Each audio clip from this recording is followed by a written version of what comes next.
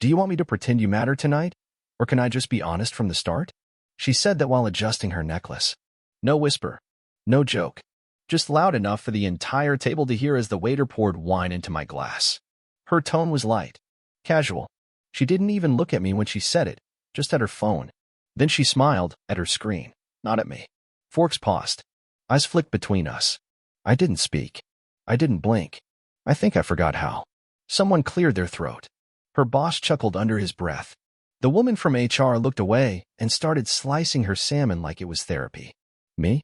I just sat there, heat flooding into my ears, mouth dry, mind racing through every possible reason for her to say something like that in front of colleagues, clients, strangers. 5 minutes earlier, I was complimenting the lighting. I thought we were having a good evening. Now I was waiting for someone, anyone, to tell me I imagined it. But no one did. She went on talking like it hadn't happened, describing a marketing pivot and joking about conference badges. Every word after that one sentence sounded like static in my ears. I couldn't focus. I just stared at the half-melted butter on the bread plate between us. What did she mean? Why did she say it? Was this planned? Then Nash, the tall one with the Italian loafers and the voice like velvet, leaned forward and said, "You have such a sharp sense of humor, Marnie. Brutal, but clean. I like that." She smiled. At him. That real smile she used to save for me after we paid the electric bill or when I brought her coffee before meetings. I still said nothing. What was I supposed to say? She'd already made it clear. I didn't matter. So I waited until her laughter rang one more time, stood up mid-sentence, placed my napkin over my untouched food, and left. No one stopped me. Not one person asked if I was okay. Not even her. But here's the thing. As I walked down that long hallway out of the restaurant, past the bar and the host stand, something clicked. This wasn't a slip. It wasn't a bad joke. It was the first time she let the truth slip, and everyone at that table already knew it but me. I should have kept walking. Should have called a cab. Instead, I turned back. Not to beg. Not to fight. To listen. Because if she wanted to be honest tonight, so did I. And what I heard next turned that sentence into the least cruel thing she said that night. I made it halfway down the hallway before my spine stiffened. I stopped beside a modern art sculpture of what looked like a melting swan, just far enough from the private dining room that they couldn't see me, but close enough to hear. The music from the restaurant was duller out here, but the voices? Crystal. That cold, brittle laughter I just escaped was still echoing. Hers, mostly. Light, flirtatious, filled with someone else's attention. Nash was still talking, his voice smooth and confident. "He took it well," he said, chuckling. "Did you see his face?" For a second, I thought he'd throw the soup. More laughter. My lungs tightened. It wasn't just a dinner. It wasn't just one sentence. It was a performance. One where I'd been cast as the dull, outdated prop who didn't know when his role had ended. "She trained him well," said another voice, female, amused, possibly that redhead from earlier. "Seriously, Marnie. 10 years? You should give a seminar on image management." Image management. Not love. Not partnership. Not life. Image. I pressed my palm to the cold wall. It grounded me. Kept me from walking back in there and demanding an answer I wasn't ready to hear. Instead, I did what I've always done, I observed. Quiet. Careful. The way I used to watch her tie her hair back before job interviews. The way I listened through the door when she practiced presentations, muttering stats to herself in the hallway at midnight. But this wasn't practice. It was routine. And I was the only one who hadn't read the script. Then I heard the worst part, something so normal, so relaxed, it struck deeper than anything cruel ever could. "I told you," she said between sips. "He's harmless. He won't make noise. He'll go home, pet his bird, maybe journal about it. That's who he is. He folds, not fights." Everyone laughed. It was a knowing laugh, one they'd all earned in a conversation I'd never been invited to. My throat burned. My hands were shaking, not with rage. Rage would have meant I had power, but with embarrassment. She wasn't lying. I was that guy. I would go home. I would stay quiet. Because confrontation felt like failing a test I never signed up for. But what she didn't know, what none of them knew, was that I wasn't going home. Not this time.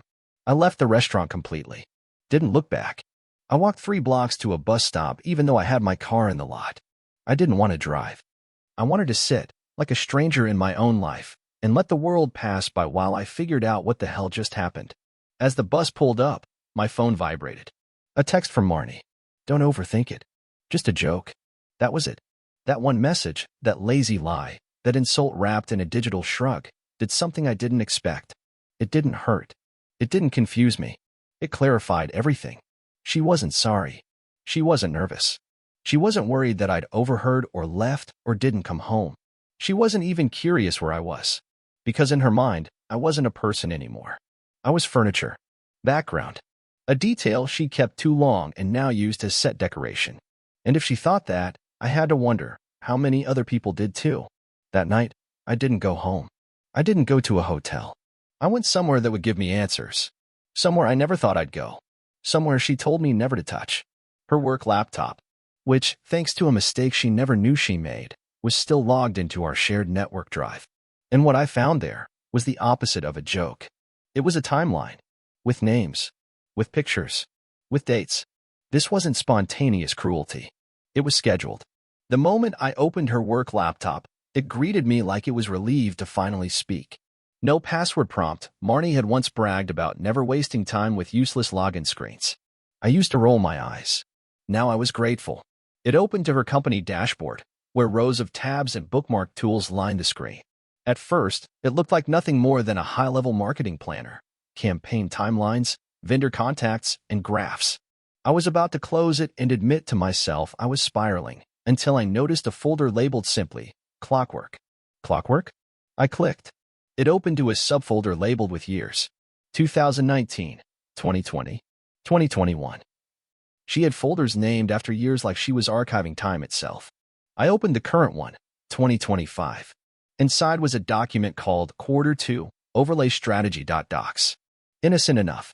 But when I opened it, my hands began to sweat. It wasn't marketing. It wasn't even business. It was personal. Deeply personal. It began with a sentence, bolded and underlined. Perception is the only currency. Maintain control of the story. Below that, tables. Detailed logs. Color-coded entries like she was managing multiple lives. April 4th, Nash, meet rooftop bar, 6:30. Wear white. Leave separately. April 9th, Ethan, dinner at home.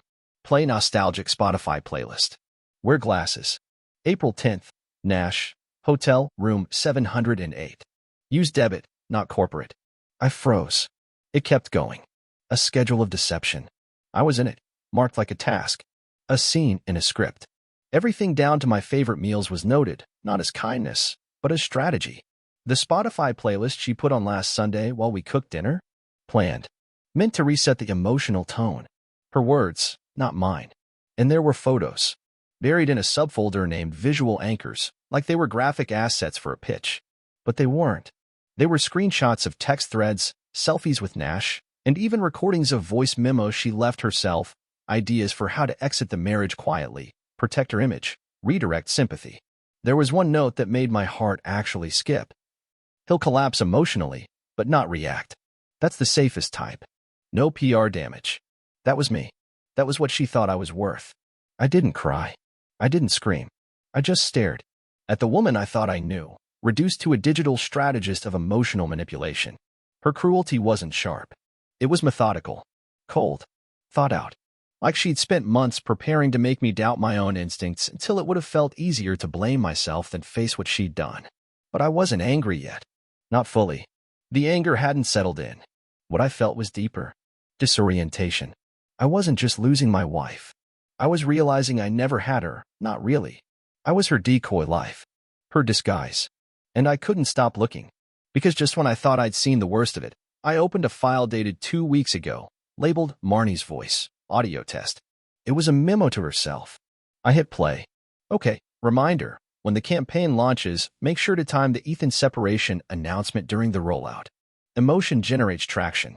I'll have to frame it as irreconcilable growth, avoid blame narrative. Maybe say we outgrew each other. Keep it vague. Friendly. That last word echoed, friendly. She was rehearsing how to abandon me. Not even hide it. Just package it better. Like I was a dress she didn't wear anymore but still wanted to donate with the tag on. I sat there for over an hour. The parrot, Grayson, was quiet the whole time. I think he sensed it. That something irreversible had happened. That something in the air had snapped. When I finally closed the laptop, it wasn't to stop looking. It was because I knew I couldn't unsee any of it. And somewhere deep in my chest, a tiny ember flickered. Not rage. Not revenge. Clarity. I wouldn't tell her what I found. Not yet. Because she thought I would fold quietly. And I wanted her to feel something she never planned for. Uncertainty. The key turned in the lock at exactly 10:41 p.m. I watched the door from the kitchen table, still and silent, as if I were studying the behavior of a wild animal in its natural habitat. Marnie stepped in wearing her tailored navy coat, heels clicking softly on the entryway tiles. She didn't call out. Didn't ask why the lights were off, why the air felt heavier. She just sighed and dropped her bag on the bench like every other night, like this was just Thursday, and the dinner had been a mild success. I'd already closed the laptop, already disconnected her cloud sync. I didn't delete anything. I made copies, multiple, but left everything in its place, untouched. I wanted her to believe nothing had changed. That's how she operated, right? Control the story. Keep it clean. She walked into the kitchen, stopped when she saw me. "Oh," she said, mildly surprised. "You're up." I didn't answer. I just looked at her. She blinked once, twice. Then her eyes narrowed, scanning for signs. She was reading me, trying to gauge if I'd heard something, seen something, felt something she hadn't planned. "You okay?" she asked, moving to the fridge as if casual conversation could glue the air back together. "I'm fine," I said, too calmly. She opened the fridge, stared at nothing, then shut it without grabbing anything. "I texted you," she added. "Guess your phone died." "No," I replied. "It didn't." There was a beat, a flicker of recognition in her eyes. Not panic, strategy. She was recalculating. "Well, I hope you didn't take that dinner too seriously," she said with a soft chuckle, carefully placing a glass under the filtered tap. "Some of the jokes got out of hand. You know how Trent is." "You're right," I said, folding my hands. Some of the jokes were very revealing. That froze her. The silence between us was so thick, I could hear the soft buzzing of the fridge motor. She didn't ask what I meant. That told me everything. She was trying to decide how much I knew. Whether to pivot, confess, or play the long game. That's what liars do when caught between doubt and certainty. They stall. I let her twist in it. Then, softly, I said, "When were you going to tell me about the timeline?" Her hand trembled slightly. She placed the glass down on the counter too quickly, water sloshing over the rim. "I don't know what you mean. You know that moment in movies when the villain realizes the hero's known all along? This wasn't that." There was no mask slipping, no dramatic gasp. Marnie simply went still, like a deer clocking a predator too late to run. I stood up slowly, walked over to the coat rack and lifted the envelope I had prepared hours ago. Inside, printed copies of her notes, a few of the emails, one of the photos she didn't know had metadata attached. I didn't throw it at her. I didn't even hand it to her. I just placed it gently on the counter next to her hand and whispered, "Open it when you're alone." She stared at it as if it were something alive. "I'm not doing this with you tonight," she said after a long pause, trying to summon annoyance, authority, any emotion that might ground her again. "I know," I replied. "That's the point." She looked at me then, really looked at me, for the first time in weeks, maybe months. And I think it scared her that I wasn't crying, that I wasn't yelling, that I wasn't folding. She wasn't prepared for a quiet storm. She wasn't prepared for me to look like I'd already left, even as I stood right in front of her. And maybe that's why she didn't follow me when I walked out the front door. Because this time, for the first time, I wasn't leaving to cool off or calm down. I was leaving to decide if I ever wanted to come back. And something deep inside me already knew the answer. She didn't message me that night. Not once. I expected some performance, maybe a guilt-laced voicemail or a last-ditch, "You misunderstood." But nothing came. Just silence. As if the house had digested my exit like it was overdue. As if the script she rehearsed never included a scene where I chose to vanish. I stayed at an old extended stay suite near the airport. It smelled like a mix of lemon cleaner and forgotten microwavable meals. But it was anonymous, quiet, and perfect for what I needed, space. I didn't call friends. Didn't rant online. I needed to observe without influence. Think without commentary. That's always been my problem. I let people write their truths in my margins. Not anymore. On the third day, she finally texted, "Marnie, hope you're safe. If you want to talk like adults, I'm here." A strange sentence. If you want to talk like adults. The implication wasn't concern, it was a jab. A framing. As if my silence was immature. As if her betrayal was grown up. I didn't reply. Instead, I watched from a distance. I knew she'd try something soon, and she did. The following afternoon, I returned to the house for exactly 20 minutes. I timed it. I didn't tell her. She wasn't home, but the scent of her perfume lingered like a ghost in every corner. I grabbed my essentials, passport, laptop, charger, cash. Then I took something she hadn't expected me to want. Her backup phone. She kept it in her nightstand, for emergencies, she once said. I always thought it was a backup for her business line, synced only when needed. But she had once carelessly left it unlocked in front of me while brushing her teeth. I remembered the passcode. I don't forget small things. Not anymore. Back at the suite, I plugged it in. It booted slowly, like it was resisting its own exposure. The home screen was minimal. Fewer apps. No social media. Just messages, voice memos, and a call log. And that's when I found it. A contact named Ashland Group, safe. I didn't know what the name meant, but I recognized the number. I'd seen it flash across her laptop screen weeks ago. She'd claimed it was a freelance client. But the messages? They weren't about business. They were about me. I scrolled carefully. Dozens of texts. Most of them brief. Some chilling in their casualness. Ashland, he's still unaware? Marnie, yes. Quiet type. Useful but fading. Another. Ashland, legal structure drafted. You'll retain majority. Marnie, perfect. We'll nudge things forward after Q2 dinner. After the Q2 dinner. That was the dinner. The one where she said, some relationships are just for appearances. She hadn't been testing me. She'd been flipping the final switch. This wasn't cheating. It wasn't even betrayal in the romantic sense. It was erasure.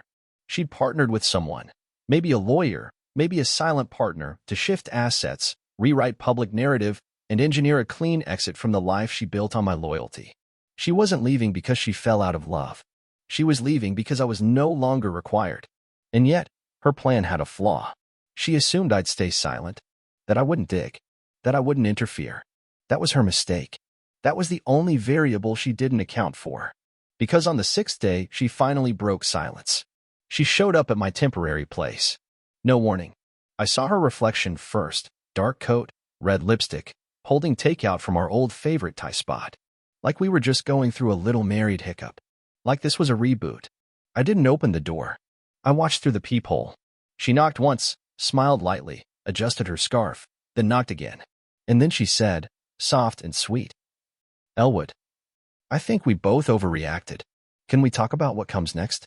That sentence, delivered with the smoothness of a campaign rollout, sent something through my body that didn't feel like fear. It felt like arrival. I knew then this wasn't a woman begging for forgiveness. It was a woman resetting the story. But what she didn't know was that I'd already started writing my own version. And she wasn't the narrator anymore. I didn't answer the door. Not out of spite. Not even out of fear. I just watched. Marnie stood there for a full minute. Maybe hoping I'd cave. Maybe counting on the silence to soften me. She even knocked once more, lightly. The kind of knock you'd give a friend after a misunderstanding, not a husband you schemed against. When she finally walked away, I stayed frozen behind the door for another 5 minutes, just listening. To her footsteps. To her absence. To the echo of the one person who had once known exactly how to reach me, now realizing she no longer could. But I wasn't just avoiding her. I was preparing for what came next. Because now I knew what kind of game she was playing, and I knew better than to walk into it unarmed. I needed information. Leverage. And not from her. There was one name in that call log that had shown up more than once. A man I had nearly forgotten existed. Because she'd made sure of it. Connor Bales. We were never close, not really. He was a friend of hers from way back, college days. A photographer with a caffeine addiction and a tendency to overshare on social media. I hadn't seen his name pop up in years. She used to mention him all the time when we were first dating. Then, suddenly, nothing. It was like he'd been scrubbed from our shared life. But there he was. A frequent contact on her backup phone. Especially in the weeks before that business dinner. I searched for him. He still ran a small studio on the east side, specializing in high-end portraits and lifestyle branding for startups. His website was clean, polished, like everything she admired. I showed up unannounced. The studio was minimal and quiet, white walls, camera gear stacked like museum pieces. Connor looked older, thinner, less like a friend and more like someone who'd aged through too many unsaid things. When he saw me, he blinked slowly, like my presence was part of a dream he'd once promised never to speak aloud. Elwood, he said cautiously. Didn't expect to see you. Neither did I replied. But you're going to want to hear why I'm here. He didn't ask me to leave. Maybe he saw it on my face. Maybe he'd been waiting. I didn't yell. I didn't accuse. I sat across from him, folded my coat, and placed my phone on the table like a recorder, though it wasn't on. I found her notes, I said. The voice memos. The calendar. I saw everything. His hands clenched the edge of the table. But he didn't look surprised. Instead, he said, she told me you'd never look. That you'd retreat.